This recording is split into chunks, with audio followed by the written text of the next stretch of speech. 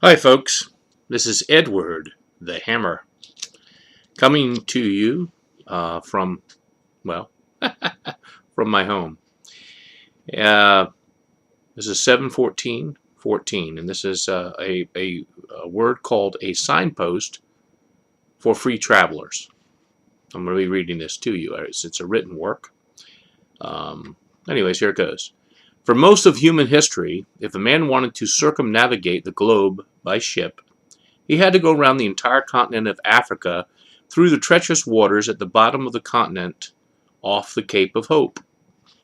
Two ocean streams collided there, one warm, coming down from the northern tropics, and another cold, coming up from the South Pole.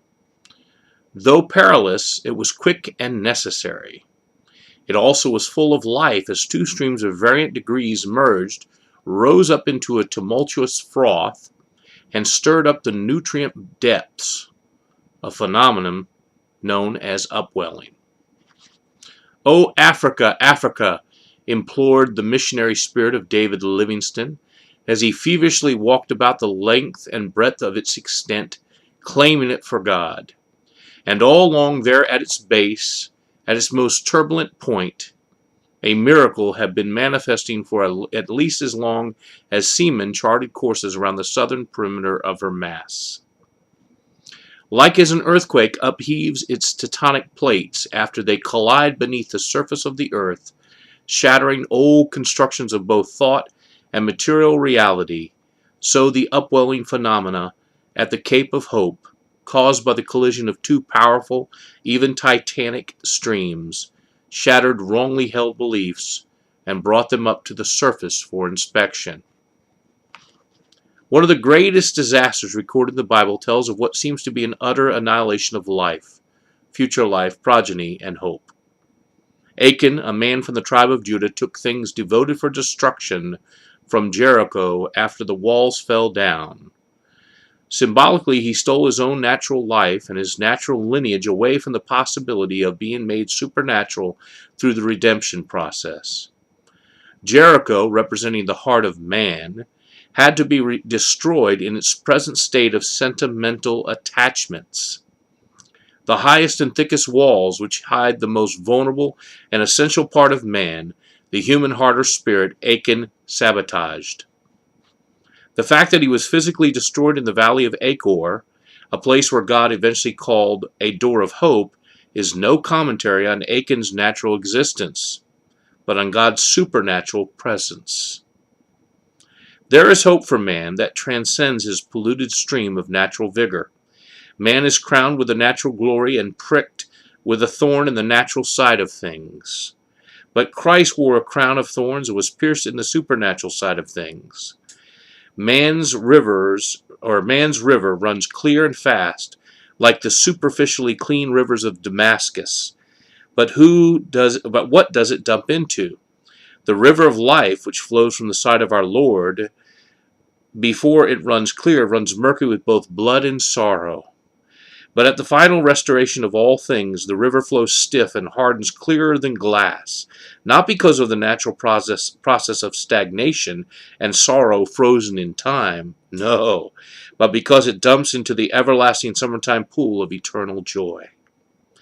James Gall said, "The cross of Jesus Christ is the intersection of the natural life and the supernatural life." He also called it the intersection between heaven and earth, and the place where supernatural traffic could flow freely. It is forever the crossroads, a place where a decision has to be made. Do I continue straight on without recourse, or do I turn aside to the left or to the right? Sadly, many are stubbornly inclined to continue on the course they've chosen from childhood, to go the meandering way wide of everything but bad habit. Ironically, their meandering is accomplished on a straight line circumscribed outward unto the farthest reaches of the globe and then returned back into itself. The course and speed of the natural life without regard to the traffic light imposed upon it by the intersecting supernatural life is bound for a head-on collision. An unimpeded course of self-willed action on a straight line wrapped around the sphere of your world inevitably terminates against itself at the crash site of yourself running into yourself. As G.K. Chesterton so wisely put it, paraphrased, a coin is infinitely circular, reasonable, and ultimately bound to be nullified by its severe limitations. Indeed, and this is a straight quote, there is such a thing as a mean infinity, a base and slavish eternity. The natural life without imposition is too symmetrical and self-absorbed, ultimately even artificial and man-made. It is nullified by a straight-on collision, but exemplified by a side-swiping collision of two clashing realities. It is amusing to notice that many of the moderns, whether skeptics or mystics, have taken as their sign a certain Eastern symbol, which is the very symbol of this ultimate nullity. When they wish to represent eternity, they represent it by a serpent with his tail in its mouth.